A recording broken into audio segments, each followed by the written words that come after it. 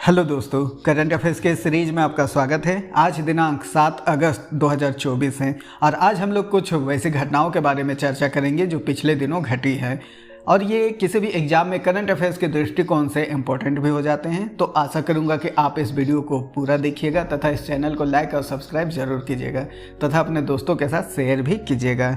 तो चलिए शुरू करते हैं आज के सेशन को। आज के सेशन का सबसे पहला क्वेश्चन है, अंतर्राष्ट्रीय ट्रैफिक लाइट दिवस कब मनाया जाता है?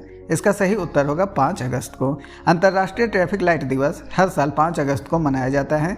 इसका उद्देश्य सड़कों पर सुरक्षित यातायात को बढ़ावा देना और लोगों को ट्रैफिक लाइट के महत्व के बारे में जागरूक करना होता है।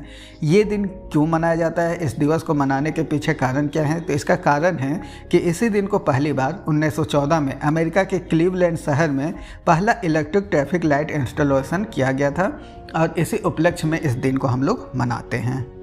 क्वेश्चन नंबर 2, हाल ही में कौन सा देश दक्षिण कोरिया में अमेरिकी नेतृत्व वाली संयुक्त राष्ट्र कमान में शामिल हुआ है? इसका सही उत्तर होगा जर्मनी। जर्मनी हाल ही में दक्षिण कोरिया में अमेरिकी नेतृत्व वाली संयुक्त राष्ट्र कमान में शामिल हो गया है। यह निर्णय एशिया प्रशांत क्षेत्र में सुरक्षा और स्थिरता को मजबूत करने के प्रयासों के लिए किया गया है। इस कमान का मुख्य उद्देश्य कोरियाई प्रायद्वीप में शांति बनाए रखना और किसी भी संभावित संघर्ष को रोकना है। क्वेश्चन नंबर 3, विरासत प्रदर्शनी की शुरुआत कहाँ की गई है? इसका सही उत्तर होगा नई दिल्ली। नई दिल्ली में हाल ही में विरासत नामक एक विशेष प्रदर्शनी का उद्घाटन हुआ है। इस प्रदर्शनी में भारत के समृद्ध सांस्कृतिक धरोहर, कला और हस्तशिल्प को प्रदर्शित किया गया है। यह प्रदर्शनी भारत के विभिन्न राज्यों की विशिष्ट परंपराओं और कारीगरी को उजागर करती है जो देश के सांस्कृतिक विविधता को दर्शाती है। क्वेश्चन नंबर 4, किस हाईकोर्ट ने धारा 77A को असंवैधानिक घोषित कर दिया है? इसका सही उत्तर होगा मद्रास हाईकोर्ट ने। मद्रास हाईकोर्ट ने हाल ही में धारा 77A को असंवैधानिक घोषित कर दिया है।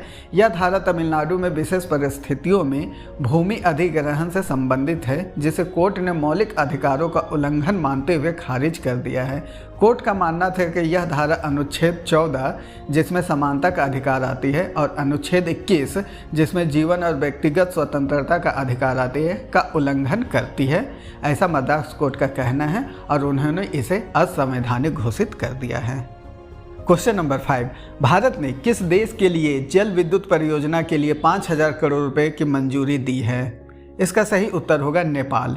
भारत ने हाल ही में नेपाल के लिए 5,000 करोड़ रुपए की जल विद्युत परियोजना को मंजूरी दी है। इस परियोजना का उद्देश्य नेपाल में बिजली उत्पादन को बढ़ावा देना और भारत नेपाल के बीच ऊर्जा सहयोग को मजबूत करना है। इससे दोनों देशों के संबंधों में और अधिक प्रगाढ़ता आने की संभावना है। Question number 6, miss Nepal world 2024 का खिताब किसने जीता है? इसका सही उत्तर होगा आसमा कुमारी। आसमा कुमारी केसी ने मिस नेपाल वर्ल्ड 2024 का खिताब जीता है। यह प्रतियोगिता नेपाल में आयोजित की गई थी और इसमें विभिन्न क्षेत्रों से आए प्रतिभागियों ने हिस्सा लिया। आसमा कुमारी केसी ने अपनी सुंदरता, बुद्धिमत्ता और सामाजिक जागरूकता के आधार पर यह खिताब अपने नाम किया है। क्वेश्चन नंबर 7, हाल ही में आपदा प्रबंधन के लिए बीमा कराने वाला देश का पहला राज्य कौन सा बना है? इसका सही उत्तर होगा नागालैंड। नागालैंड हाल ही में आपदा प्रबंधन के लिए बीमा कराने वाला भारत का पहला राज्य बना है।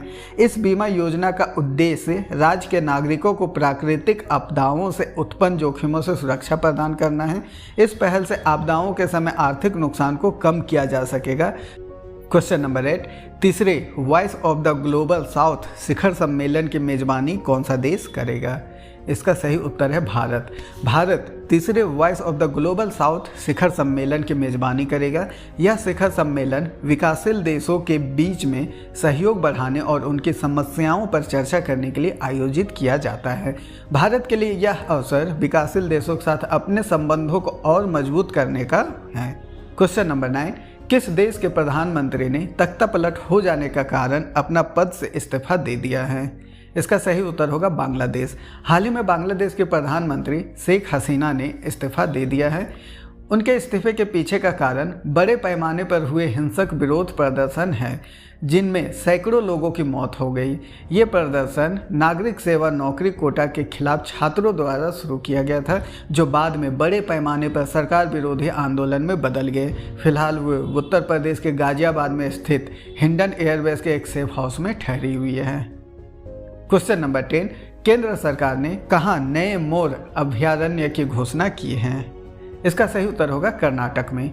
केंद्र सरकार ने हाल ही में कर्नाटक में एक नए मोर अभयारण्य की घोषणा की है। इस अभयारण्य का उद्देश्य मोर के संरक्षण और उनके प्राकृतिक आवास को सुरक्षित करना है। कर्नाटक में इस प्रकार का यह पहला अभयारण्य होगा।